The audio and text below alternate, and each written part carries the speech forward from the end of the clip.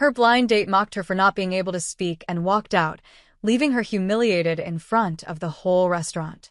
Then the man at the next table, the city's most dangerous mafia boss, lifted his hands and signed. "You deserve better." She thought he was just being kind. He knew she was his weakness. And he wasn't letting her go. Lily Chen knew she was being stared at before her date even sat down. The hostess at Marcello's, a cozy Italian restaurant tucked into Chicago's Gold Coast, kept glancing at her with that particular blend of pity and curiosity. Lily was used to it. 23 years of being mute had taught her to recognize every variation of the look. She smoothed down her cream-colored dress, the nicest thing she owned, and checked her phone. 7:02 p.m. Her blind date was late. Maybe he won't show, she thought, half hoping. Her coworker Sarah had set this up, swearing that her cousin Marcus was a great guy and totally open-minded. Lily had learned that open-minded usually meant, "I told him you can't talk, and he said okay, but he's probably going to bail." At 7:15, Marcus finally walked in. He was tall, clean-cut, wearing a polo shirt that screamed, "I have a finance job." His smile faltered the moment the hostess pointed toward Lily's table. She waved. He didn't wave back. "You're Lily?" he asked, standing awkwardly by the chair. His voice was too loud, like he thought being mute meant she was also deaf. She nodded and pulled out her phone, typing quickly. "Nice to meet you. Traffic okay?" Marcus glanced at the phone screen and sat down with a sigh that made her stomach sink. "Yeah, traffic was fine," he muttered, not meeting her eyes. He grabbed the menu like a shield. "So, Sarah mentioned you can't talk. Like, at all?" Lily's fingers moved across her phone. "I'm mute, but I can hear perfectly. I use my phone or sign language to communicate." "Huh." Marcus barely looked at the screen. "That's different." The waiter appeared, saving them from the silence. Marcus ordered wine for himself, just himself, and rattled off a pasta dish without asking if Lily was ready. She quickly pointed to the chicken piccata on the menu. "And for you, miss?" the waiter asked gently. She showed him her phone screen. "Chicken piccata, please." "Thank you." Of course, the waiter smiled warmly and disappeared. Marcus took a long gulp of water. "So, like, is this permanent? Can't they fix it with surgery or something?" Lily had heard variations of this question 100 times. She typed, "I was born without vocal cords. It's just how I am." "Right," he nodded, but his expression was distant.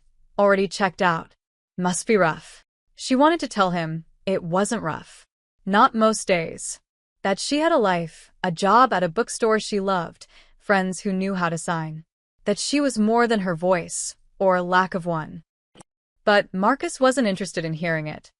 He spent the next 20 minutes talking about himself, his job, his gym routine, his fantasy football league.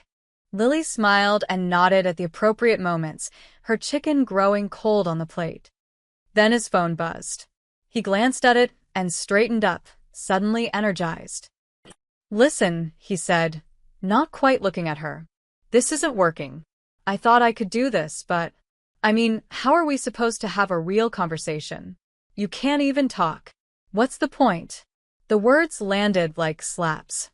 Lily felt her chest tighten. She reached for her phone, but Marcus was already standing, tossing 2 20s onto the table. "That should cover my half. Good luck with everything." And just like that, he walked out. The restaurant seemed to shrink around her. Lily's hands trembled as she gripped her phone. She could feel eyes on her. Other diners pretending not to stare, the hostess whispering to a waiter. She wanted to disappear, to melt into the floor, to never have said yes to this stupid date. A tear slipped down her cheek before she could stop it. She quickly wiped it away and reached for her purse, ready to bolt. "Excuse me." The voice came from the table directly beside hers. Lily looked up. A man sat alone, mid-30s, wearing a perfectly tailored black suit that probably cost more than her monthly rent.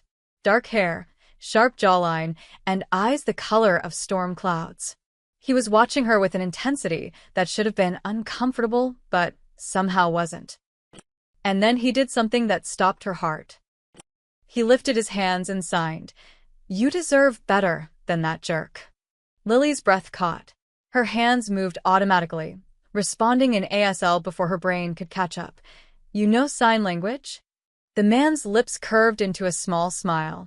My sister was deaf. She passed away 5 years ago, but I never stopped practicing. I'm so sorry, Lily signed, her earlier humiliation momentarily forgotten. Don't be, he replied, his movements fluid and natural. She would have liked you. And she definitely would have punched that guy. A surprised laugh escaped Lily, a soundless huff that made her shoulders shake. The man's smile widened. He stood, tall and imposing, and gestured to the empty chair across from her. May I? Lily hesitated. This was Chicago. Strangers didn't just sit down and sign to you. Especially not strangers who wore Rolex watches and had an aura that screamed danger. But something in his eyes, a genuine warmth beneath the intensity, made her nod. He sat down gracefully, and the energy in the restaurant shifted. The waiter appeared instantly, more attentive than he'd been all night. Another waiter nervously refilled water glasses at nearby tables. I'm Adrian, he signed. Adrian Russo. The name hit her like ice water. Everyone in Chicago knew the Russo name. Adrian Russo wasn't just wealthy. He was infamous. The whispers said he ran half the city's underground operations, that prosecutors had tried and failed to touch him for years, that crossing him meant disappearing. And he was sitting at her table, signing to her like they were old friends. You look terrified, he signed, amused. I promise I don't bite. Not on first meetings, anyway. Lily's hands trembled slightly as she signed. I know who you are. Good, Adrian replied. Then you know I never waste time on things that don't matter. He leaned forward slightly, his gaze locking onto hers. And you, Lily Chin, matter. Her name in his hands felt like a secret. How do you know my name? The waiter said it earlier. I have excellent hearing, his smile turned warmer. And now I'd like to know everything else. 2 hours disappeared like minutes. Adrian had insisted on ordering dessert, tiramisu that Lily barely tasted because she was too busy laughing at his story about accidentally signing an insult to a diplomat's wife at a charity gala. His hands moved with practiced ease, painting pictures in the air that only she could understand. It felt like magic, like they existed in a bubble where the rest of the restaurant couldn't reach them. Your trouble, Lily signed, shaking her head with a smile. The best kind, Adrian replied, his eyes glinting. And you're changing the subject. You still haven't told me what you do. I work at a bookstore. Nothing exciting. Books are everything, he signed firmly. My sister used to read 3 a week. She said books gave her voices when the world was too quiet. Lily's heart squeezed. What was her name? Isabella, his hands slowed, more careful. Bella. She was. Everything good that I'm not. I doubt that, Lily signed. Adrian's laugh was quiet. You don't know me yet. Yet. She felt her cheeks warm. Yet, he confirmed, his gaze holding hers with an intensity that made her pulse race.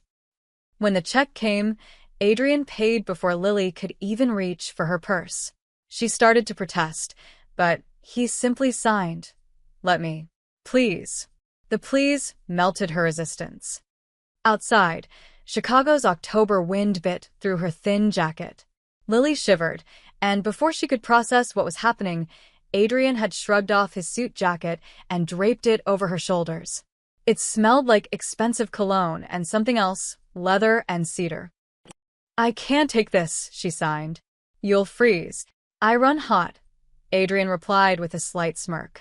Where do you live? I'll walk you. You don't have to. I want to. Something in the way he signed it, definitive, no room for argument, made her nod. They walked side by side down Michigan Avenue, the city lights reflecting off the wet pavement. Adrian's hands moved as he talked, and Lily found herself drawn into his stories. He told her about his nephew's obsession with dinosaurs, about the time he tried to cook pasta and nearly burned down his kitchen, about a stray cat that had adopted his building. They were normal stories. Human stories. Not the stories you'd expect from a man who supposedly controlled half of Chicago's underworld. You're not what I expected, Lily sighed honestly. What did you expect? Scars? A cigar? Maybe a Tommy gun? She laughed silently, her shoulders shaking. Maybe the cigar. I quit smoking years ago. Bad for the lungs. He paused at a crosswalk, then sighed. And you're not what I expected either. What do you mean? You're stronger than you realize. Most people would have left that restaurant in tears. You stayed. You finished your meal. You didn't let him take your dignity. Lily's throat tightened. I cried a little. One tear, Adrian sighed. I counted. Then you wiped it away and held your head up. That's not weakness. That's steel. No one had ever called her strong before. Brave, maybe. Inspiring, in that condescending way people used when they felt sorry for you. But never strong. She didn't know how to respond, so she just walked, her heart beating too fast. They turned onto a quieter street, and that's when Lily noticed them. Two men in dark coats, walking about 20 feet behind them. They'd been there since they left the restaurant. She'd thought it was paranoia at first, but now she was certain. Her hands moved quickly. Are those men following us? Adrian barely glanced back. Yes. They work for me. Why? Because I don't take walks alone, he said it casually, like having bodyguards was as normal as carrying an umbrella. They're harmless.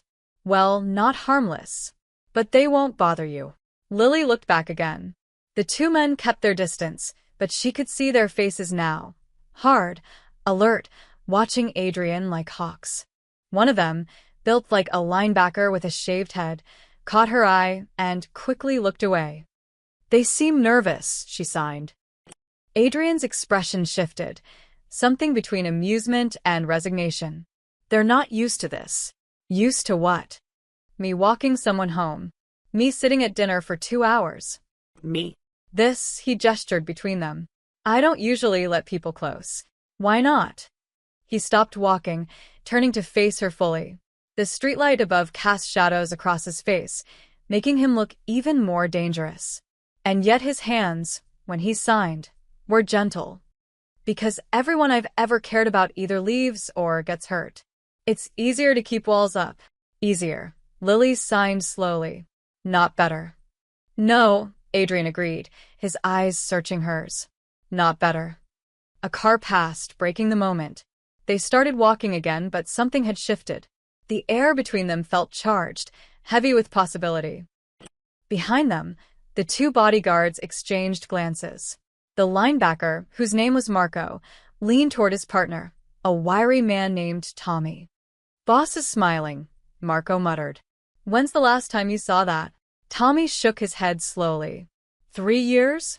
Maybe 4? Not since Miss Isabella. This is bad, Marco said. Or good. No. Bad. You know what happens when the boss cares about someone? They become a target. Tommy's hand instinctively moved to the gun concealed under his jacket. Then we make sure nobody gets close enough to try. Up ahead, Adrian and Lily continued their silent conversation, hands moving in the lamplight, creating a language that belonged only to them. When they finally reached Lily's apartment building, a modest walk-up in Logan Square, Adrian looked up at the chipped paint and flickering porch light with an unreadable expression. This is me, Lily signed. She reluctantly shrugged off his jacket and handed it back. Adrian took it but didn't put it on. Instead, he signed, Can I see you again? Her heart hammered. Why would you want to? Because for 2 hours, I forgot what I am. You made me remember what I could be. Lily's breath caught. You barely know me. Then let me learn. Adrian signed. His hands moved with an urgency that matched the look in his eyes. Say yes, Lily. She should say no. Every logical part of her brain screamed to walk away from Adrian Russo and his dangerous world. But her hands moved before her mind could stop them. Yes. His smile could have lit the entire block. Tomorrow night. I'll pick you up at 7-inch. That's not a question, she signed, fighting her own smile. No, Adrian agreed. It's not. He waited until she was safely inside before walking away, his bodyguards falling into step behind him. And Lily, standing in her tiny apartment, still feeling the warmth of his jacket on her shoulders, wondered what she'd just agreed to. Lily barely slept that night. Every time she closed her eyes, she saw Adrian's hands moving in the lamplight, signing words meant only for her. She dragged herself to work the next morning, exhausted but unable to stop smiling. Her coworker Jamie noticed immediately. "Okay, spill," Jamie said, leaning against the bookstore counter. "You look like you just won the lottery." Lily pulled out her phone and typed, "The blind date was terrible, but something good happened after." "Good how?" Jamie's eyes widened. "Did you meet someone?" Lily nodded, feeling her cheeks heat up. "Oh my God, who? Tell me everything." But before Lily could type a response, her phone buzzed with a text from an unknown number. "Good morning." Still thinking about last night. Odd. Her heart did a little flip. She saved the number immediately. Jamie tried to peek at the screen, but Lily angled it away, suddenly protective of this new, fragile thing between her and Adrian. The morning passed in a pleasant blur of shelving books and daydreaming. But at noon, when Lily checked her phone during her break, she found 7 missed calls from home. Her stomach dropped. Home wasn't really home. It was the 2-bedroom apartment she shared with her stepmother, Patricia. Her father had died 3 years ago, leaving Lily with a woman who'd married him for money that never existed and stayed out of laziness. Lily called back. Patricia answered on the first ring. "Where have you been?" Patricia's voice was sharp, accusatory. "I've been calling all morning." Lily typed into her phone's text-to-speech app. "I'm at work." "What's wrong? What's wrong? What's wrong?" Patricia's voice rose. "I had visitors this morning, Lily. Big guys in suits asking about you. Asking where you were last night. Asking about Adrian Russo." Lily's blood ran cold. What did they want? They wanted to know if you're involved with him. If you're together. Patricia's tone shifted, calculating. "Are you sleeping with Adrian Russo?" No. "I just met him yesterday." "Don't lie to me. These men, they showed me pictures. You and him, walking together last night. You wearing his jacket. It looked pretty cozy." "Pictures?" Someone had been photographing them. "Who were these men?" Lily typed frantically. "They didn't say." But Lily, Patricia's voice dropped to something almost sweet, which was worse than her anger. "Do you have any idea what this could mean for us? Adrian Russo is one of the richest men in Chicago. If you're smart about this." Lily hung up. Her hands shook as she stared at her phone. Someone had been watching them, taking pictures. And now people were showing up at her apartment asking questions. She wanted to text Adrian, to warn him, but warn him about what? That his world was already bleeding into hers. The rest of her shift was torture. Every time the bookstore door opened, Lily jumped. By the time 6 o'clock rolled around, her nerves were shot. She took the bus home, watching over her shoulder the entire way. The apartment was on the 3rd floor of a rundown building that smelled like old carpet and regret. She climbed the stairs slowly, dreading whatever awaited her. Patricia was in the living room, dressed up for once, makeup carefully applied. She smiled when Lily walked in, a smile that didn't reach her eyes. "There you are," Patricia gestured to the couch. "Sit. We need to talk." Lily stayed standing, her arms crossed. Fine. "Stand." Patricia's smile thinned. "I've been thinking about your situation with Mr. Russo. This could be very good for both of us." Lily pulled out her phone. "There is no situation. I barely know him." "That's not what those men said. They said Russo hasn't been seen with a woman in years. That he's notoriously private. And yet there he was, walking you home like some lovesick puppy." Patricia stood, moving closer. "Do you understand what kind of opportunity this is?" "Opportunity for what?"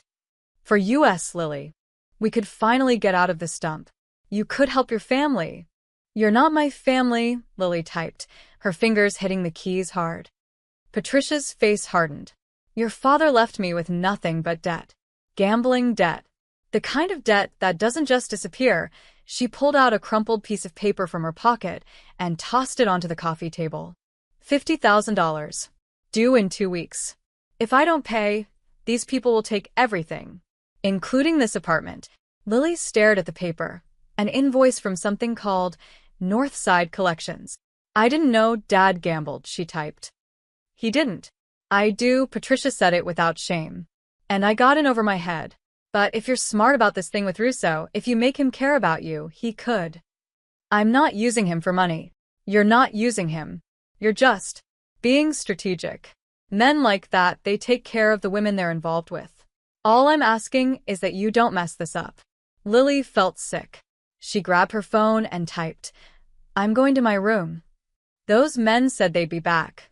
Patricia called after her. They want to meet you. Said they had a business proposal. I think you should hear them out. Lily slammed her bedroom door, which did nothing since it had no lock. She sat on her bed, head in her hands, trying to process everything. Someone was watching her. Patricia wanted to use her relationship with Adrian for money. Strange men were asking questions. And the worst part? She had no idea how to tell Adrian any of this without sounding crazy or paranoid, or like she was already too much trouble. Her phone buzzed. Another text from Adrian. 7 o'clock still work? I can't stop thinking about seeing you again. Lily's fingers hovered over the keyboard. She should cancel. She should put distance between herself and whatever mess was forming around her. But instead, she typed, 7 works. Can't wait. Through the thin walls, she heard Patricia on the phone with someone, her voice low and conspiratorial. Yes, she met him. No, she doesn't know anything yet. Tomorrow, I'll make sure she's here. The girl's naive. This will be easy. Lily's stomach twisted. Patricia wasn't just in debt. She was actively plotting something. Something involving Lily and Adrian. She pulled her knees to her chest, suddenly feeling very small and very scared. Outside her window, across the street in a black sedan, 2 men sat watching her apartment. One of them made a phone call. Boss wants to know if the Chin girl is secured. Not yet. But the stepmother's cooperating. She'll deliver the girl when we need her. And Russo. He doesn't know yet. But he will. And when he finds out we're using his new toy as leverage, the man smiled coldly. Let's just say the Caruso family is about to remind Adrian Russo why you don't expand into North Chicago without permission. The other man nodded, settling in for a long night of surveillance. Inside the apartment, Lily checked the time. 1 hour until Adrian arrived.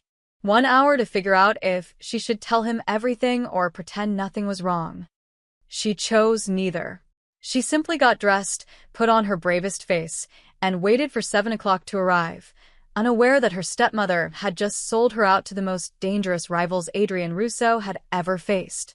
At exactly 7 o'clock, there was a knock on the door. Lily opened it to find Adrian standing in the hallway, looking unfairly handsome in a charcoal suit. But what caught her attention was the bouquet in his hands. White roses, at least 2 dozen of them. He signed with one hand while holding the flowers with the other. These reminded me of you. Beautiful and resilient. Lily's breath caught. She took the flowers, burying her face in them to hide the tears threatening to form. No one had ever given her flowers before. When she looked up, Adrian's expression had softened. You okay? She nodded, not trusting herself to sign anything coherent. Behind her, Patricia appeared in the doorway, her eyes widening when she saw Adrian. Mr. Russo. What an honor. I'm Patricia, Lily's stepmother. Adrian's gaze shifted to Patricia, and the warmth disappeared instantly. His expression went cold, professional. Ma'am, he didn't offer his hand. Patricia's smile faltered. She looked between them, clearly wanting to insert herself into the conversation, but Adrian had already turned back to Lily.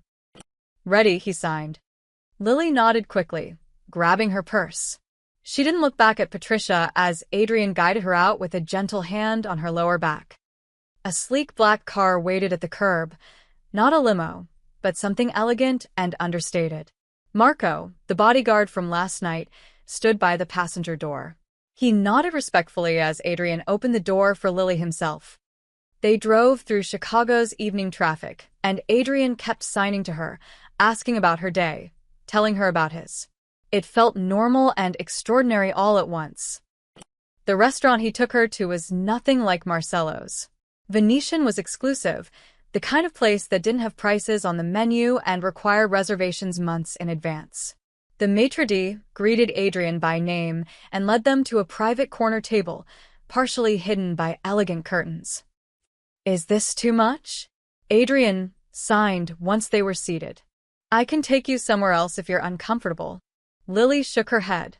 "It's perfect. But how did you get a reservation so fast?" "I own the place," he signed with a slight smirk.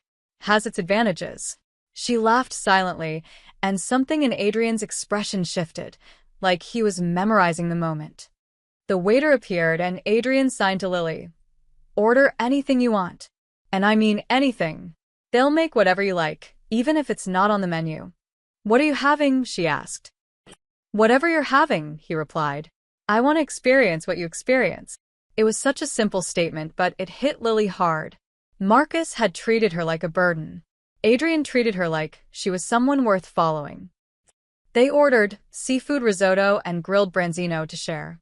As they waited, Adrian told her about his week, about a business deal that fell through, about his sister's favorite restaurant that used to be where a parking lot now stood. "You talk about her a lot," Lily sighed gently. "Is that bad?" No. "It means she mattered. Still matters."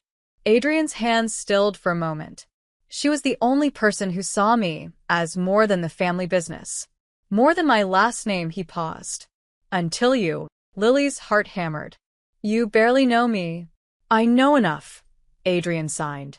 "I know you work at a bookstore and could probably recommend the perfect book for any mood. I know you laugh with your whole body. I know you're kind even when people don't deserve it. I know you make me want to be someone my sister would have been proud of." The food arrived, saving Lily from having to respond to words that felt too big, too soon, too real. They ate slowly, talking between bites. Adrian asked about her favorite books, her dreams, what she'd do if money wasn't an issue. He listened to every answer like it was the most important thing he'd ever heard. "You're really good at this," Lily sighed. "At what?" "Making me feel seen. Not like something broken that needs fixing. Just seen." Adrian reached across the table and gently took her hand. "You're not broken. The world is just too loud to notice what matters." Across the restaurant, partially hidden behind a column, a man in a dark jacket raised his phone and snapped several photos. The camera captured Adrian holding Lily's hand, the intimate way they leaned toward each other, the soft smile on Adrian's usually stern face. The man sent the photos immediately. Within minutes, they were being viewed in a dimly lit office in North Chicago. Well, Victor Caruso said, studying the images on his tablet. "The Ice King has a weakness." His lieutenant, Frank, leaned over his shoulder. "You want us to grab her?" not yet. "Let him get attached. Let him think she's safe." Victor smiled coldly. "The deeper he falls, the harder he'll break when we take her. And when Adrian Russo is broken, we take everything he has." Back at Venetian, Adrian and Lily finished their meal, unaware of the danger circling them. As they left the restaurant, Adrian's hand found the small of her back again, protective and possessive in a way that made Lily feel both safe and thrilled. Marco and Tommy flanked them as they walked to the car, their eyes scanning the street with practiced vigilance. But they were looking for immediate threats, men with guns, suspicious cars. They didn't notice the photographer melting into the shadows, or the black sedan that pulled away from the curb and disappeared into traffic. Adrian drove Lily home himself this time, his bodyguards following in a separate car. He walked her to her door, and in the dim hallway light he signed, "I had a perfect night." "Me too," Lily signed back. "Can I see you again?" "Soon." "You just saw me last night." "Not soon enough," Adrian replied. Lily smiled. "Tomorrow?" "Tomorrow," he agreed. He hesitated, then leaned forward and pressed a soft kiss to her forehead. "Sleep well, Lily Chin." She watched him walk away, his bodyguards materializing from the shadows to follow him. Only when his car disappeared around the corner did she go inside. Patricia was waiting, arms crossed. Well, did he give you anything? Money? A credit card? Lily walked past her to her room without responding. You're being stupid, Patricia called after her. You could milk this for everything, but you're playing it like some romance novel. Wake up, Lily. Men like that don't fall in love with girls like you. Lily closed her door and leaned against it, Patricia's words echoing in her mind. Girls like you. But when she closed her eyes, she saw Adrian's hand signing. You make me want to be someone my sister would have been proud of. She fell asleep thinking maybe, just maybe, Patricia was wrong. In a warehouse across town, Victor Caruso pinned Lily's photo to a board. Around it were other photos, Adrian's properties, his associates, his routines. Russo's weakness has a name, Victor said to his assembled crew. And now we know exactly how to destroy him. The rumors started small, like poison dropped into water. Lily first heard them at the bookstore 3 days later. 2 women browsed the romance section, speaking in voices just loud enough to carry. Did you see the photos online? Adrian Russo, with some girl. I saw. Poor thing probably has no idea what she's getting into. Please. Girls like that know exactly what they're doing. He'll keep her around for a month, maybe 2. Then she'll disappear, like all the others. There were others. There's always others with men like him. They collect pretty things and throw them away when they get bored. Lily's hands shook as she shelved books, trying to pretend she couldn't hear. Jamie found her in the stockroom 20 minutes later, sitting on a box with her phone clutched in her hands. Hey, you okay? Jamie asked gently. Lily typed, people are talking about me and Adrian, saying he's just using me. Lily, people talk, especially about someone like Adrian Russo. It doesn't mean. What if they're right? Lily typed, what if I'm just entertainment until he gets bored? Jamie sat beside her. Is that what it feels like when you're with him? Lily thought about Adrian's hands signing to her, the way he listened like her words were precious, the forehead kiss that had felt like a promise. No, she typed. It feels real. Then trust that. Trust him. And definitely don't trust random strangers gossiping in a bookstore. But the damage was done. The seed of doubt had been planted. By the end of the week, the rumors had spread everywhere. Someone had leaked the photos from the restaurant to a gossip blog. The headline read, Chicago's most dangerous bachelor. Who is mystery woman? The comments were vicious. She's obviously a gold digger. He'll dump her in a month. What does he even see in her? Lily tried not to read them, but they burned themselves into her brain anyway. Adrian seemed oblivious. He texted her every morning, took her to dinner every night, made her laugh with stories signed in their private language. But Lily couldn't shake the feeling that everyone was watching them, judging them, waiting for the inevitable end. Meanwhile, across town in Adrian's office, his consigliere wasn't oblivious at all. Vincent Santoro had served the Russo family for 30 years. He'd watched Adrian grow from an angry teenager into a controlled, calculating leader. And he'd never seen him like this, distracted, soft, vulnerable. We need to talk, Vincent said, closing Adrian's office door. Adrian didn't look up from the contract he was reviewing. So talk. The girl. Lily. Now Adrian looked up, his expression cooling. What about her? The entire city is talking about you too. Our rivals are paying attention. The Carusos have been asking questions. Let them ask. Adrian, Vincent leaned forward. She's making you look weak. You're leaving events early to see her. You're distracted in meetings. Yesterday you smiled during a negotiation. You never smile during negotiations. Maybe I should smile more often. Not when it makes you vulnerable. Vincent's voice rose. These men, they're circling like sharks. They see a weakness, and they'll exploit it. They'll use her to get to you. Adrian stood, his chair scraping against the floor. Then I'll protect her. You can't protect her and run this organization. You have to choose. I don't have to choose anything. Adrian's voice went dangerously quiet. Lily stays. Anyone who has a problem with that can take it up with me directly. Vincent exhaled slowly. She's just a girl, Adrian. There will be others. She's not just anything. Adrian's hands moved unconsciously, signing even though Vincent didn't understand. She makes me feel alive, Vince. For the first time since Bella died, I feel like I'm living instead of just existing. And what happens when the Carusas or the Gallos or any of our enemies figure that out? What happens when they take her because you care too much? Then I'll burn their world down. Vincent stared at his boss, recognizing the stubborn set of his jaw. You're in love with her. It wasn't a question. Adrian didn't answer, but his silence was confirmation enough. God help us all, Vincent muttered. What neither of them knew was that Lily had arrived 5 minutes earlier, flowers in hand, a surprise visit to bring Adrian lunch. Marco had let her up, assuming the boss would want to see her. She'd been standing outside the office door, waiting for a break in the conversation to knock. And she'd heard everything. She makes me feel alive. For the first time since Bella died. The words should have made her happy. Instead, they cracked something open inside her chest. She wasn't Lily to him. She was a replacement. A substitute for the sister he'd lost. Someone to fill the void Bella left behind. That's why he'd approached her in the restaurant. That's why he'd been so kind, so patient. She reminded him of Isabella. She wasn't special. She was just convenient. Lily backed away from the door, the flowers clutched too tight in her hands. She made it to the elevator before the tears came, silent and bitter.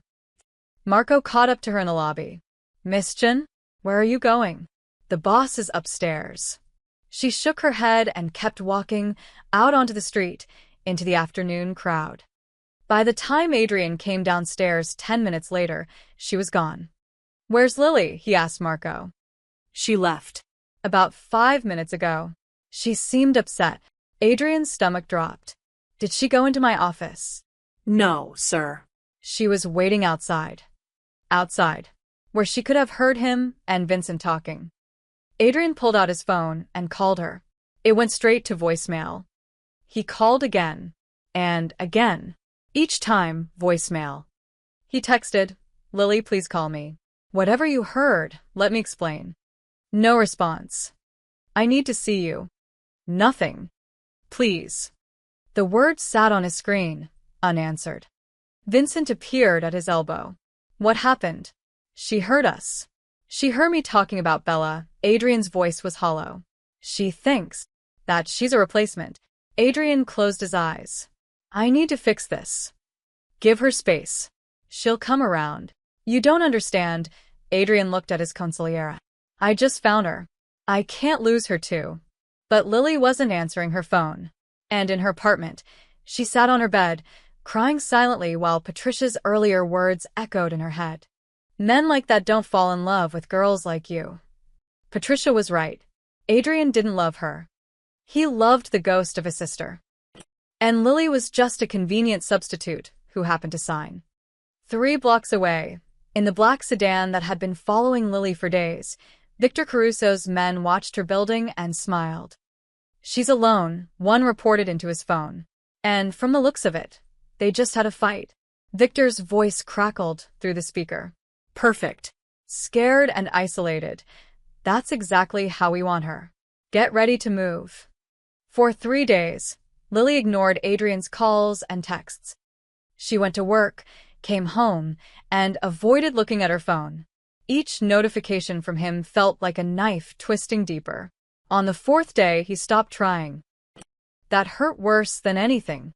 On the 5th night, she was walking home from her shift at the bookstore when she felt it, that prickling sensation of being watched. She glanced over her shoulder and saw a black sedan crawling along the curb behind her. Her heart hammered. She walked faster. The car matched her pace. Lily's hands shook as she pulled out her phone to call. Who? The police? And tell them what? That a car was driving on a public street. She turned down a side street, hoping to lose them. The car followed. Panic clawed at her throat. She broke into a run, her bag bouncing against her hip. Then, from nowhere, another car screeched to a halt in front of her, a sleek black SUV. The door flew open and Marco jumped out. "Miss Chun, get in." Now. Lily didn't hesitate. She dove into the back seat, and Marco slammed the door behind her. That's when she saw Adrian. He sat in the corner of the back seat, his expression a careful mask. But his eyes burned with something fierce and protective. "You're okay?" he signed immediately. She nodded, still trying to catch her breath. The SUV pulled away smoothly. Through the back window, Lily watched the black sedan try to follow, but two more vehicles materialized from nowhere, boxing it in. "Who were they?" Lily asked. "No one you need to worry about anymore," Adrian signed. His jaw was tight. "I've had men watching you since you stopped answering my calls. I knew something was wrong. You've been watching me? Protecting you." There's a difference, he paused. "We need to talk. Really talk. Will you let me walk you home?" Lily should have said no. Should have told him to leave her alone. But she was tired of running from the truth. "Okay," she signed. They drove in silence to her neighborhood. Marco stopped a block away from her building, giving them space to walk. The two bodyguards followed at a distance, giving them privacy, but staying alert. For a long moment, neither of them signed anything. The October wind scattered leaves around their feet. Finally, Adrian's hands moved.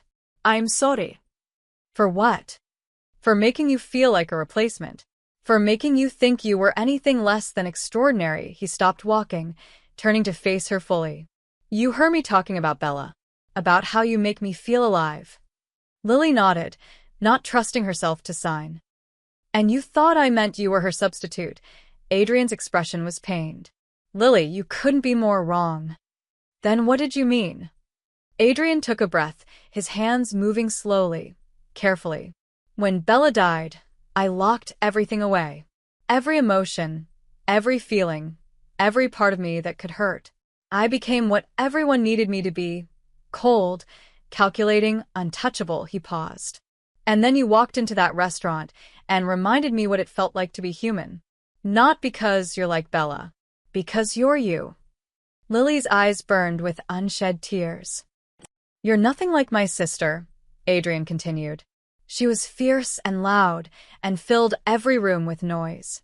"You're quiet and gentle and make silence feel like music. But you both have the same thing, a strength that comes from being underestimated. A kindness that survives in a cruel world." His hands trembled slightly. "You don't replace her, Lily.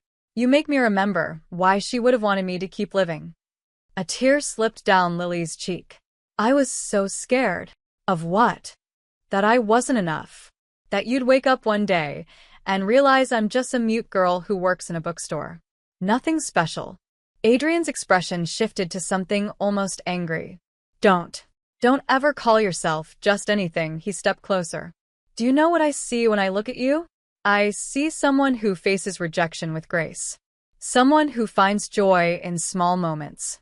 Someone who made me feel seen for the first time in years. You communicate more with your hands than most people do, with 1,000 words."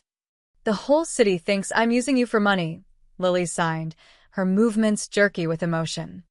"The whole city can think whatever they want. I know the truth." "And what's the truth?" Adrian's hands stilled. Then, slowly, deliberately, he signed, "That I'm falling in love with you. And it terrifies me." The words hung in the air between them, huge and fragile all at once. "Why does it terrify you?" Lily signed.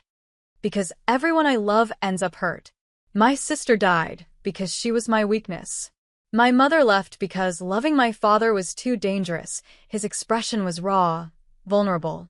"I'm terrified that caring about you will put you in danger. That my world will destroy you." Lily's heart ached. She reached out and took both his hands in hers, stilling them.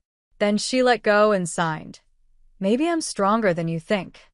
Adrian stared at her, something breaking open in his expression. "Maybe I don't need protecting," she continued. "Maybe I need someone who sees me as an equal.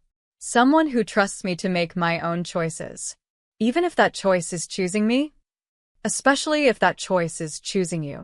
For a long moment, Adrian didn't sign anything. He just looked at her like he was memorizing every detail of her face. Then, instead of signing a response, he did something that spoke louder than any words. He took her hand. Not to lead her, not to protect her, but to hold, to promise. His fingers laced through hers, and Lily felt the weight of that gesture settle in her chest, warm and certain and real. They walked the rest of the way to her building in silence, hands clasped, speaking a language that needed no signs. At her door, Adrian finally released her hand, only to sign, "I want to do this right. Take you on real dates. Meet your friends. Let you meet mine. Show the world you're not my secret. You're my choice." "That sounds perfect," Lily signed. "Tomorrow, dinner at my place. No restaurants, no cameras. Just us." "Us," she repeated, and the word felt like a beginning. Adrian waited until she was safely inside before walking away. This time, when Lily watched him go, there was no doubt in her heart. In the black sedan still blocked 3 streets over, Victor's men cursed as they watched Adrian's security detail escort him away. "He's on to us," one muttered. "Doesn't matter," the other replied. "The stepmother gave us a key to the building. Tomorrow night, while Russo's got the girl at his place, we'll plant the bugs and the cameras. Every moment they spend together, we'll be watching. And when the time is right..." He didn't need to finish the sentence. The trap was being set. And neither Adrian nor Lily had any idea how close the danger had already come. The next afternoon, Lily left work early to prepare for dinner at Adrian's place. She was nervous and excited, her mind spinning with possibilities. She was halfway down the block from her apartment when they appeared. 3 men stepped out from an alley, blocking her path. They wore cheap suits and cheaper smiles. The one in the middle, thick-necked with a scar running down his cheek, was the one who spoke.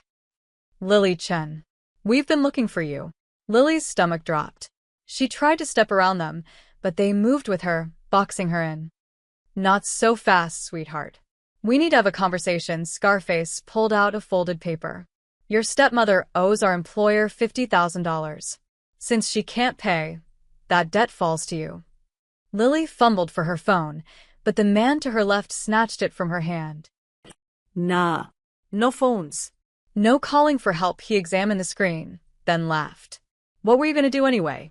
Call someone?" "Oh wait, you can't talk." The third man, younger with slicked back hair, snickered. "What's the matter? Cack out your tongue?" "Oh wait, you never had one to begin with." Lily's face burned. She tried to push past them, but Scarface grabbed her arm, his grip bruising. "Where you going? We're not done." "50 grand, little girl. Your stepmom said you've got a rich boyfriend now." Adrian Russo, he leaned closer, his breath reeking of cigarettes. "Maybe you can convince him to help out. Use whatever assets you've got." Lily yanked her arm, but his grip tightened. "What's wrong?" "Can't scream for help." The young one laughed. "Can't even beg us to stop." "Man, this is too easy." Tears of frustration burned Lily's eyes. She opened her mouth, trying to make any sound, anything, but nothing came. It never did. "Leave the money at this address by Friday," Scarface said, shoving a card into her jacket pocket. "Or, we'll come collect another way. And trust me, sweetheart, you won't like." "Let her go." The voice was quiet, but it cut through the street like a blade. All 4 of them turned.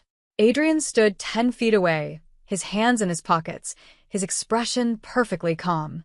Behind him, Marco and Tommy materialized from the shadows. The change in the debt collectors was instant. Scarface released Lily's arm so fast she stumbled. The young one went pale. The third man took an actual step backward. "Mr. Russo," Scarface stammered. "We didn't know, we were just..." "You are touching something that belongs to me." Adrian's voice remained soft, but there was an edge to it that made Lily's skin prickle. "Do you have any idea what happens to people who touch what's mine?" "It's just business, Mr. Russo. The woman's stepmom owes..." I don't care what she owes. Adrian walked forward slowly, and all three men shrank back. You made her cry. You mocked her. You put your hands on her. He stopped directly in front of Scarface. Give me one reason I shouldn't have Marco break every finger you used to touch her. Please, Mr. Russo, we didn't mean. Leave. Now. And pray I never see your faces again. They scattered like rats, nearly tripping over each other in their haste to escape. The young one dropped Lily's phone in his rush. The moment they were gone, Adrian turned to Lily, his expression transforming from cold fury to gentle concern. Are you hurt? Lily shook her head, but her hands were trembling too hard to sign properly. Adrian pulled her into his arms, and she let herself break, tears soaking into his shirt. He held her until the shaking stopped, then pulled back enough to sign. Who were they? Lily explained about Patricia's gambling debt, about the $50,000, about everything. Adrian's expression darkened with each word. Where does their boss operate? No, Lily signed. Don't.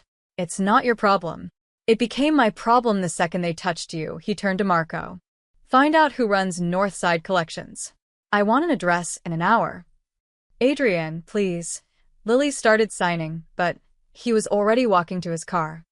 Come on, he signed. You're coming with me. 2 hours later, Adrian walked into a grimy office in a strip mall on the north side. Marco and Tommy flanked him, and behind them, Lily followed reluctantly. A balding man in his 50s sat behind a desk cluttered with papers. He looked up, saw Adrian, and his face went white. Mr. Russo. What an unexpected. Adrian slammed a metal briefcase onto the desk, making the man jump. He opened it, revealing stacks of $100 bills. 50,000. For Patricia Chen's debt. The man blinked. That's very generous, Mr. Russo, but I'm not done. Adrian leaned forward, his voice dropping to a deadly whisper. Lily Chen's name will never leave your lips again. You will never send anyone to her home. You will never approach her on the street. If I hear even a rumor that your organization has spoken her name, I will burn your operation to the ground. Do you understand? The man swallowed hard. Yes, Mr. Russo. Absolutely. The debt is cleared. We'll never. Good. Adrian straightened, closing the briefcase. One more thing. If Patricia Chen comes to you with more debts, you refuse her. She is no longer your client. Make sure all your competitors know the same. Of course. Whatever you say. Adrian turned and walked out, Lily hurrying after him. She waited until they were in the car before her hands flew into angry signs. What was that? That was me protecting you. I didn't ask you to. Her signs were sharp, furious. You can't just throw money at my problems and expect me to be grateful. Adrian's jaw tightened. They were threatening you, and I was handling it. Handling it? They had you cornered. They were mocking you. His own signs grew more intense. What was I supposed to do? Walk away? Yes. Or ask me what I wanted first? Lily's eyes blazed. You paid my stepmother's debt without even asking me. You made me feel like a possession. Like something you own. That's not. Adrian stopped, his hands falling. I don't think of you like that. Then stop acting like it. Lily's hands shook. I'm not some damsel who needs saving. I'm not something you bought with that briefcase of money. I'm a person, Adrian, with my own choices. My own agency. I know that. Do you? Because it feels like you made a decision about my life without me. She turned away, staring out the window. Take me home. Lily. Home. Please. The drive was silent and tense. When they pulled up to her building, Lily got out without looking back. Adrian caught her arm gently, and she turned. His expression was pained, lost. I'm sorry, he signed. You're right. I should have asked. When I saw them touching you, I couldn't think straight. All I could see was you hurt and scared, and I needed to fix it. I don't need you to fix me, Lily signed, softer now but still firm. I need you to trust me, to see me as your equal, not your responsibility. I do see you as my equal. Then prove it, she signed. Stop making decisions for me. Stop treating me like I'm fragile. I survived 23 years without you. I can survive my stepmother's debts too. Adrian nodded slowly. What do you need from me? Space, Lily signed. I need to think. She could see the words hurt him, but he nodded. Okay, I'll give you space. But Lily… He waited until she met his eyes. I'm not giving up on us. She didn't respond. She just turned and walked inside, leaving Adrian standing by his car, watching her go. Marco cleared his throat. Boss. I screwed up, Adrian said quietly. Yeah, Marco agreed. You did. Adrian looked at his bodyguard. How do I fix this? You listen to her. Really listen. And you stop trying to save her, Marco shrugged. She doesn't need saving. She needs a partner. Adrian nodded, the words settling heavy in his chest. He'd spent so long being the person who controlled everything, who fixed every problem, that he'd forgotten how to simply stand beside someone. He was going to have to learn. The question was, would Lily give him the chance? 4 days passed without a word between them. Adrian threw himself into work, taking meetings he normally would have delegated, staying at the office until 2 in the morning. But nothing filled the hole Lily's absence left behind. Vincent watched his boss deteriorate with a mixture of concern and vindication. Maybe this is for the best, he said one evening. You can focus on business again. Adrian's glare could have melted steel. Get out. Meanwhile, Lily tried to convince herself she'd made the right choice. She went to work, came home, avoided looking at her phone. But every quiet moment felt empty. Every joke she wanted to share died in her throat because the only person who would understand wasn't there. On the 5th night, Adrian showed up at her apartment. Lily opened the door to find him standing in the hallway, exhausted and disheveled in a way she'd never seen. His tie was loose, his hair mussed, his eyes haunted. I can't do this, he signed. I can't breathe without knowing you're okay. Adrian, just hear me out. Please, he stepped inside, and Lily let him, closing the door behind him. I know I messed up. I know I treated you like something fragile instead of strong. But I need you to understand why. Lily crossed her arms, waiting. 3 years ago, my sister called me. She was being followed by a rival crew, and she was scared. Adrian's hands moved slowly, painfully. I told her to go home, that I'd send someone to pick her up. I thought I had time. I thought I could control the situation. Lily's chest tightened. By the time my men got there, it was too late. They grabbed her off the street, held her for 2 days, trying to use her as leverage. Adrian's face was anguished. When we finally found her, she was alive, but broken. The things they did to her. She was never the same. Adrian, Lily signed gently. She died 6 months later. The doctors said it was complications from the trauma, but I know the truth. They killed her spirit long before her body gave up. His hands shook. So when I see you in danger, when I see men threatening you, all I can think is, not again. I won't lose someone else because I was too slow, too weak, too human. Lily felt tears slip down her cheeks. She understood now, the desperation in his actions, the need to control everything. But understanding didn't change what she needed. I'm so sorry that happened to Bella, she signed. But I'm not her. And you can't protect me from everything by controlling my life. I know, Adrian's shoulders sagged. But I don't know how to stop. I don't know how to care about someone without trying to shield them from the world. Then maybe, Lily signed, her heart breaking with each word, you're not ready for this. For us. Adrian stared at her like she'd struck him. Don't say that.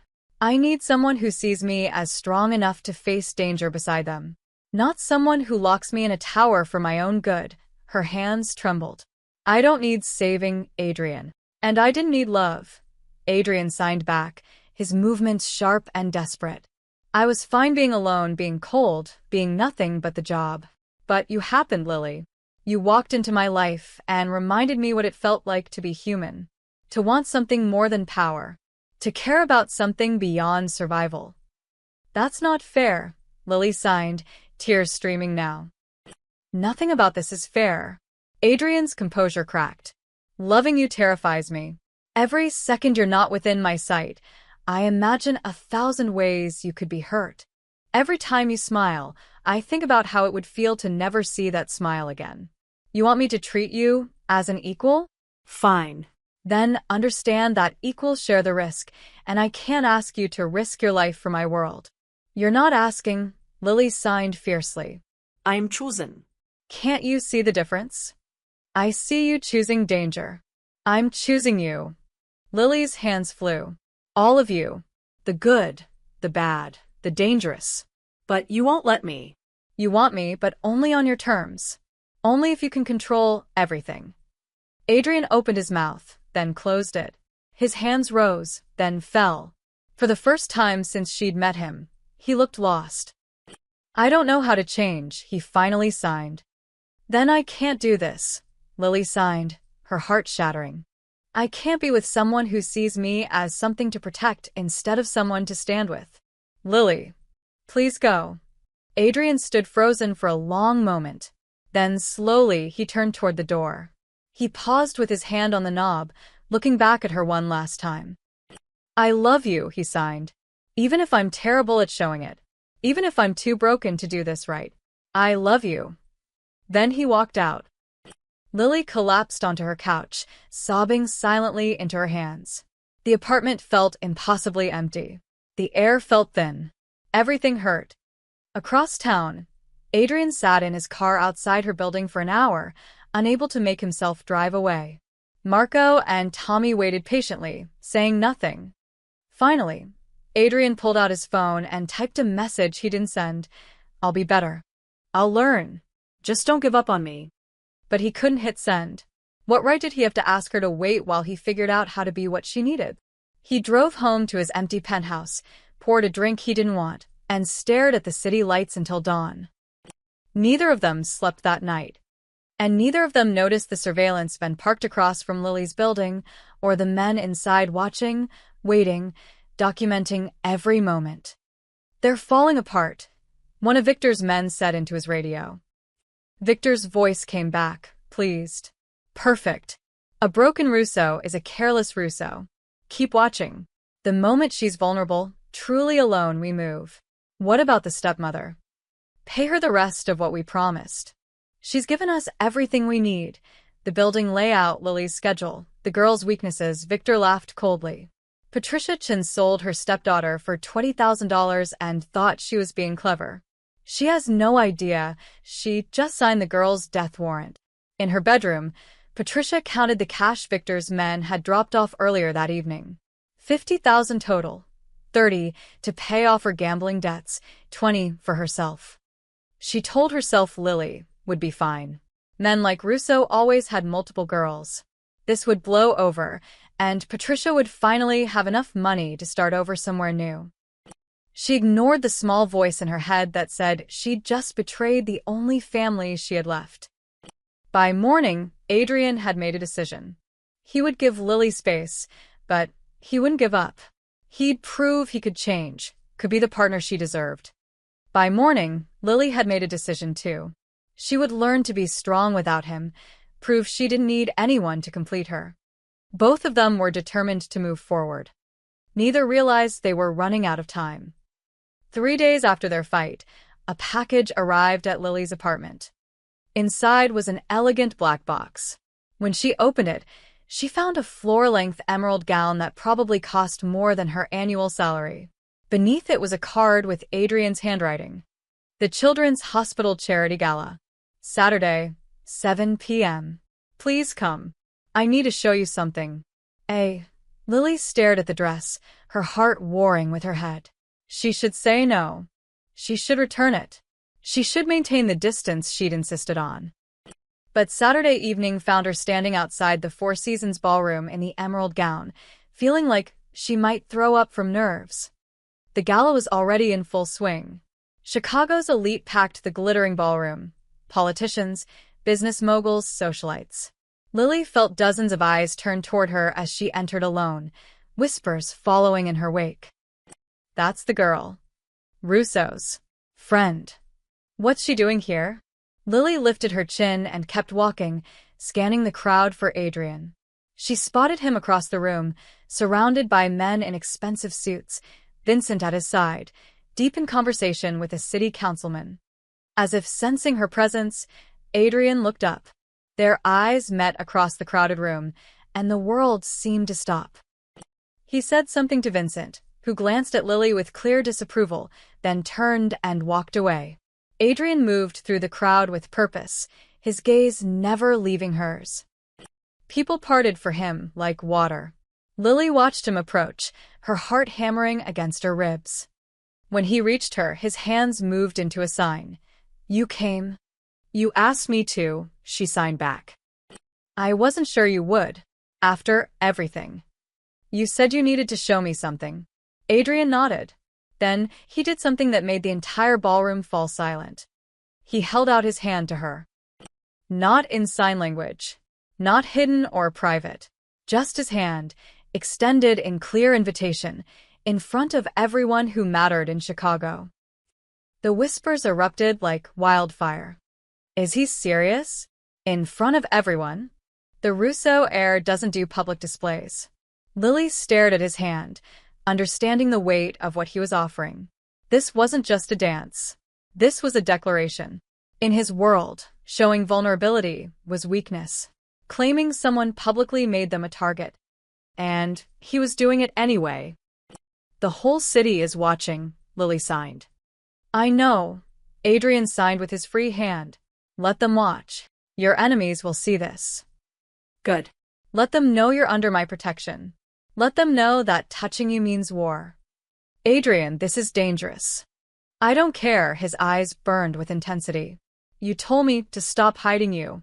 To stop treating you like a secret. You wanted me to see you as an equal worth risking everything for." His hand remained extended. "So here I am, risking everything. In front of everyone who could use this against me.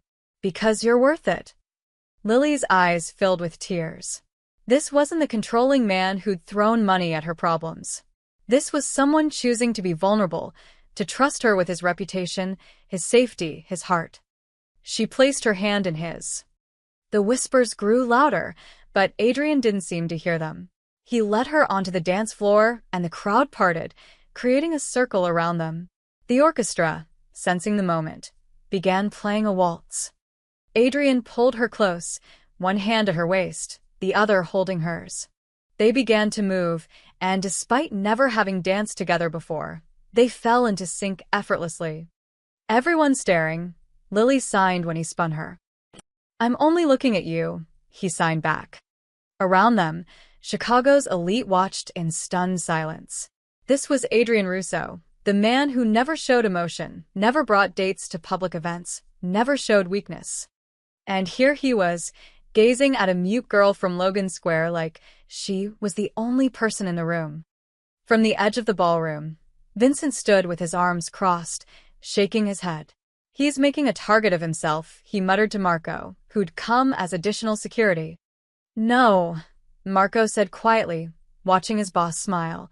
Actually smile, as he danced. "He's finally living." On the opposite side of the room, hidden among a group of businessmen, one of Victor Caruso's spies pulled out his phone and snapped photo after photo. Adrian leaned in close, and even though he couldn't sign while dancing, his eyes said everything. "You're mine. And I'm yours. Let the whole world know." Lily felt something shift inside her chest. This wasn't possession. This wasn't control. This was partnership.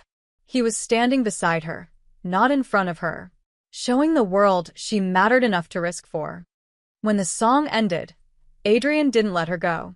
Instead, he turned to face the crowd, keeping Lily's hand firmly in his. The gesture was clear, unmistakable. "This woman is with me. She's not my secret. She's my choice." The crowd erupted into polite applause, but beneath it, Lily could feel the shift. The calculations, the gossip, the danger. But when she looked at Adrian, all she saw was certainty. "Are you scared?" she signed with her free hand. "Terrified," he admitted. "But not of them. I'm scared of losing you." "You won't," Lily promised. "Not if you keep being this version of you. The version that makes grand gestures at charity galas." The version that risks everything for the people he loves. Adrian's expression softened. I'm sorry for trying to control everything. I'm sorry for not listening. I'm sorry for making you feel like property instead of a partner. I know. And I'm sorry for not understanding why you were so scared. So, where does that leave us? Lily smiled. Together. But on equal terms. Equal terms, Adrian agreed. He raised her hand to his lips and kissed her knuckles, a gesture old-fashioned and devastating in its tenderness. The crowd watched, transfixed. And in that moment, Lily understood. Adrian Russo had just painted a target on both their backs. He'd made her a priority in front of every rival, every enemy, every person who might want to hurt him. It was reckless, dangerous, Stupid. It was also the most romantic thing anyone had ever done for her. As they left the dance floor, hand in hand, neither noticed the man in the back corner speaking urgently into his phone. She's with him. Right now. In front of everyone, a pause. Yes, sir. I'll send you the photos. But Mr. Caruso. If Russo's willing to claim her this publicly, he's serious about her. Very serious. Victor's laugh came through the phone, cold and sharp. Perfect. The higher he holds her, the further she'll fall. And when we take her, Adrian Russo will crumble. Proceed with the plan. Tomorrow night, the spy confirmed, watching Lily laugh silently at something Adrian signed. The trap was set. And the hunter was about to become the hunted. After their dance, Adrian led Lily to a quieter corner of the ballroom. A server appeared with champagne, and Adrian took 2 glasses, handing one to Lily. I need to introduce you to someone, he signed, setting his glass down. Someone important. Before Lily could ask who, a young boy appeared, maybe 9 or 10 years old, with Adrian's dark hair and serious eyes. He wore a small suit and had been standing near the orchestra, watching everything with the quiet stillness of someone used to being invisible. Adrian's expression softened instantly. He knelt to the boy's level and signed. This is Lily, the one I told you about. The boy studied Lily with solemn eyes, then slowly signed back. Hello. Lily's heart skipped. She looked at Adrian in surprise. This is Marco, Adrian signed. My son. Lily's mind raced. Adrian had a son? Why hadn't he mentioned this before? Adrian seemed to read her thoughts. His mother, my ex-wife, died 2 years ago. Car accident. Since then, Marco barely speaks. To anyone, he looked at his son with profound sadness. But he still signs. It's the only way he communicates now. The boy, Marco, signed to his father. She's pretty. And sad. Like Aunt Bella. Yes. Adrian signed back gently. A little like Aunt Bella. Marco turned to Lily and signed. Dad smiles now. He didn't before you. Lily's throat tightened with emotion. She knelt down to his level and signed. He makes me smile too. A small smile ghosted across Marco's serious face. Then he signed. I'm glad you came. Dad needs someone. Before Lily could respond, a woman's voice cut through the moment like glass. Adrian. I didn't know you were bringing guests. Lily stood and turned. A stunning woman in a blood-red dress approached, her smile sharp and cold. She was older than Lily, maybe early 30s, with the kind of beauty that came from expensive maintenance and cruel confidence. Adrian's expression went blank, professional. Natasha. Natasha Romano, the woman said, extending a hand toward Lily that felt more like a challenge than a greeting. An old friend of Adrian's. Very old, very close friend. Lily shook her hand briefly, feeling the woman's nails dig in slightly. You must be the charity case everyone's whispering about, Natasha continued, her smile never reaching her eyes. How? Sweet that Adrian's doing his philanthropic work in person now. Natasha. Adrian signed sharply, his voice warning. What? I'm being welcoming. Natasha gestured to a passing server. Please, let me get you a fresh drink. That champagne looks warm. She plucked Lily's glass from her hand before Lily could protest and handed it to the server. Get her something better. Top shelf. Adrian's jaw tightened, But before he could intervene, Natasha had already flagged down another server with a tray of cocktails. She selected one, something amber in a crystal glass, and handed it to Lily with a smile that didn't reach her eyes.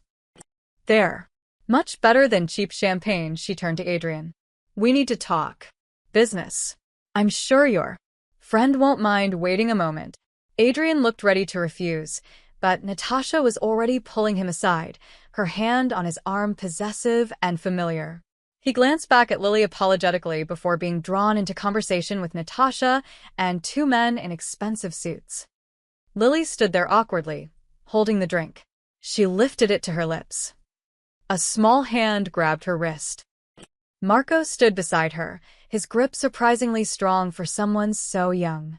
He shook his head frantically, then pointed at the drink and made a clear sign. Bad. Lily's heart jumped. What do you mean? Marco's hands flew in rapid signs. I saw her. When the server wasn't looking. She put something in your drink. From her purse. White powder. Lily's blood ran cold. She looked at the drink in her hand, then across the room at Natasha, who was watching them with barely concealed interest while pretending to listen to Adrian. Are you sure? Lily signed. Marco nodded emphatically. I see things. People don't notice me.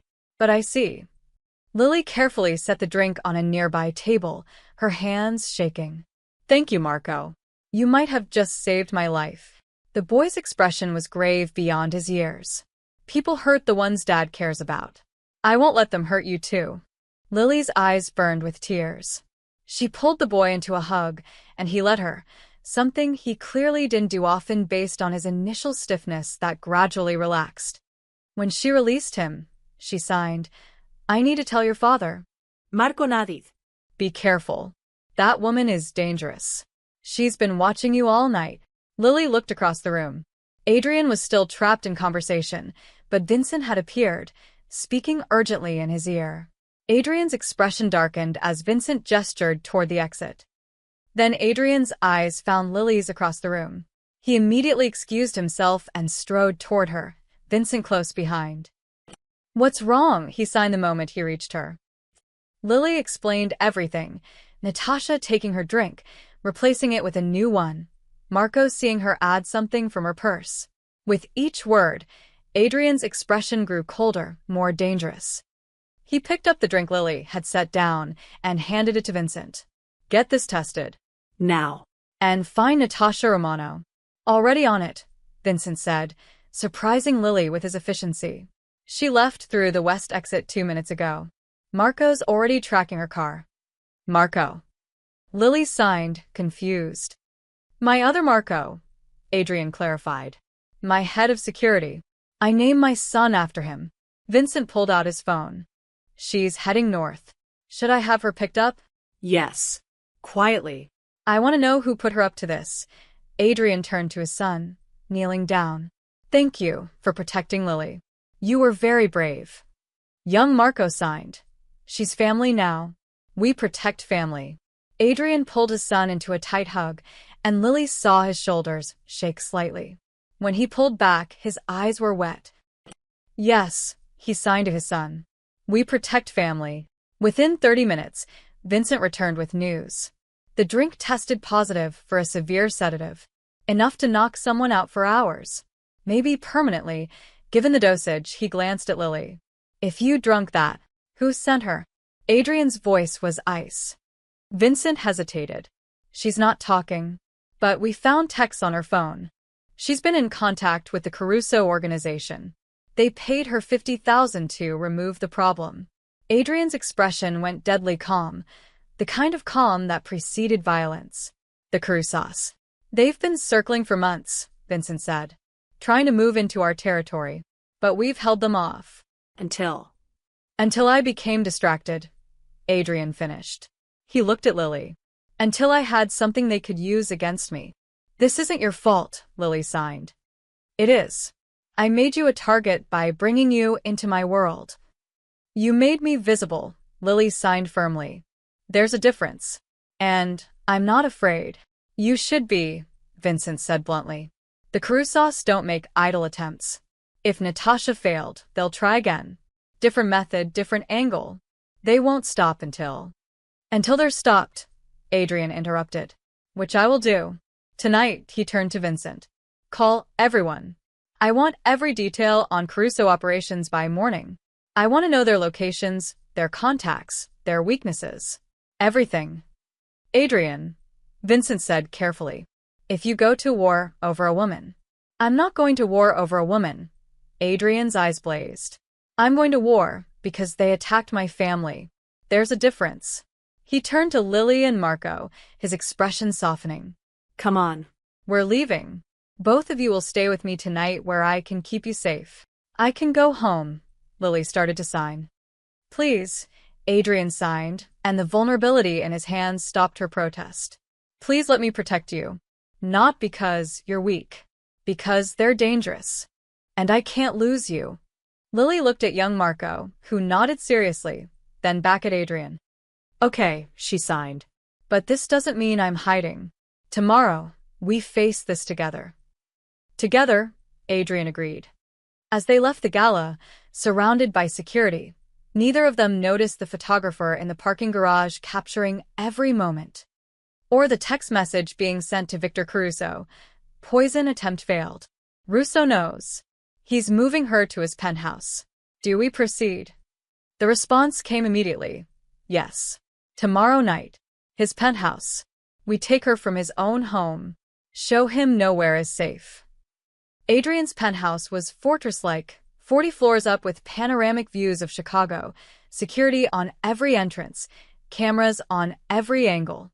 Young Marco fell asleep on the couch within an hour, exhausted from the evening's drama. Lily stood by the floor-to-ceiling windows, watching the city lights, when Adrian approached with his phone in hand. His expression was grim. Vincent found something, he signed. About your stepmother. Lily's stomach dropped. What about her? Adrian pulled up photos on his phone, surveillance images of Patricia meeting with men Lily didn't recognize. Time-stamps showed the meeting started weeks ago, long before Lily ever met Adrian. These men work for Victor Caruso. My biggest rival. Adrian's hands moved slowly, carefully. Vincent traced the payments. Patricia has been receiving money from them for over a month. For what? Adrian's expression was pained. Information. About you. Your schedule, your routines, where you live, where you work. She gave them everything they needed to get close to you. Lily felt like the floor had dropped out from under her. Why? They paid her $20,000. $10,000 up front, $10,000 after she delivered. Adrian's jaw tightened. She sold you to them, Lily. She's been working with them from the start. Lily's hands shook too much to sign. Patricia had betrayed her. Not just passively, but actively. She'd sold Lily out to dangerous men for money. There's more, Adrian signed. The debt collectors who cornered you? Caruso's men. Patricia told them when you'd be walking home alone. The whole thing was staged to make you vulnerable, to make you dependent on me. They wanted me to get closer to you. Yes. You were never the target. You were the weapon. They planned to use you to get to me. Adrian's expression was anguished. And I almost let it work. If Marco hadn't seen Natasha poisoning your drink tonight, if you'd been taken from the gala, he didn't finish. He didn't need to. I need to see her, Lily signed. Patricia. I need to hear this from her. Lily. Please. I need closure. Adrian studied her face, then nodded. Tomorrow morning. But I'm coming with you. The next morning, they arrived at Lily's apartment building with Marco and Tommy flanking them. Patricia answered the door in her bathrobe, a coffee cup in hand. Her eyes widened when she saw Adrian. Lily. Mr. Russo. What a surprise. Lily pushed past her into the apartment, Adrian following. Patricia's fake smile faltered. What's going on? Lily pulled out her phone and pulled up the surveillance photos Vincent had sent. She shoved the screen in Patricia's face. Patricia's expression crumbled. Lily, I can explain. Lily's hands flew in sharp, angry signs. Adrian translated, his voice cold. She wants to know if it's true. Did you take money from the Caruso family? They approached me. I didn't. Patricia's voice rose defensively. They said they just want information. That's all. Just information about your schedule. They said they wouldn't hurt you. You believed them? Lily signed, and Adrian translated. They paid me $50,000. Patricia's composure shattered completely. Do you know what that means? I could finally leave this dump, start over. You sold me, Lily signed, her movements sharp and precise. You sold me to criminals for money. I was desperate. The gambling debts, the collectors, I had no choice. There's always a choice, Lily signed. Adrian translated, but there was approval in his voice. You chose money over family. You chose yourself over the girl your husband left in your care. Your father left me nothing, Patricia screamed. Nothing but debt, and you. A mute girl who can't even speak. Do you know how hard it's been taking care of you? Lily flinched, but her hands didn't waver. You never took care of me. I took care of myself. I paid my half of rent. I bought my own food. All you did was make me feel like a burden. Because you are. Patricia's face was ugly with anger and desperation. And when those men offered me a way out, I took it. I'm not sorry. You have Adrian Russo now. You'll be fine. You don't need me, Star. Lily felt tears prick her eyes, but she refused to let them fall. She pulled off the key to the apartment from her keychain and set it on the table. Her hands moved in slow, deliberate signs. You lost me the day you sold me. But I'm not the one who should feel ashamed. You are. Adrian translated, then added his own words. The Caruso family won't protect you. They used you just like you used Lily. When this is over, you'll be alone with nothing but blood money to keep you warm. Patricia's face went pale. What do you mean, when this is over? It means the Carusos are finished. Adrian's voice was ice. And everyone who helped them will answer for it. If I were you, I'd take whatever money you have left and disappear. Because when Lily walks out that door, you lose the only protection you had. Protection? What protection? Mine. Adrian's smile was cold. I don't hurt people connected to Lily. But the moment you're not connected anymore, he let the implication hang. Patricia stumbled backward, genuine fear crossing her face. Lily turned and walked toward the door, her head held high. Adrian followed, but paused at the threshold. One more thing, he said to Patricia. The Carusos know you gave them bad information. They know the building layout you provided was outdated, that the schedule was wrong. They think you double-crossed them, he smiled coldly. I'd suggest you run. Very far. Very fast. Patricia's coffee cup slipped from her hands, shattering on the floor. Lily didn't look back. She walked out of that apartment and into the hallway, feeling lighter than she had in years. Adrian caught up to her at the elevator. Are you okay? I'm free, Lily signed. For the first time since my father died, I'm free. I'm proud of you, Adrian signed.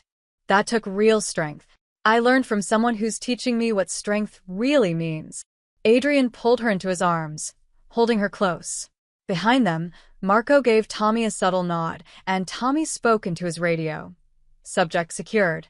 Begin operation. In Patricia's apartment, the woman frantically grabbed clothes, throwing them into a suitcase. She had maybe an hour before the Carusos realized she was running. But she was already too late. 3 blocks away, Vincent sat in a car with a tablet, watching security footage from 12 different angles. Every Caruso operation, every safe house, every meeting point, all of it documented, time-stamped, ready for the FBI raid he'd anonymously arranged. It's done, Vincent said into his phone. Caruso's entire operation exposed. Patricia Chen's testimony sealed it. She doesn't even know we recorded her confession. The FBI moves in 1 hour. Adrian's voice came through the line. Good. End this. Today. By noon, Victor Caruso and 18 of his associates were in federal custody. Their organization crumbled in hours, decades of crimes finally catching up with them. And Patricia Chen vanished into the wind, leaving behind nothing but an empty apartment and the wreckage of her choices. That evening, back at Adrian's penthouse, Lily watched the news coverage with young Marco beside her. The boy signed. The bad people are gone? Yes, Lily signed back. They're gone. Good. Now Dad can be happy. Lily smiled and ruffled his hair. Now we can all be happy. Adrian emerged from his office, Vincent close behind. The older man actually smiled, a rare sight. It's over, Vincent said. The cruces are finished. The threat is neutralized. Adrian looked at Lily, and for the first time since she'd met him, he looked truly at peace. It's over, he signed to her.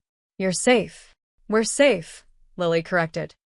We're safe, Adrian agreed, pulling her close.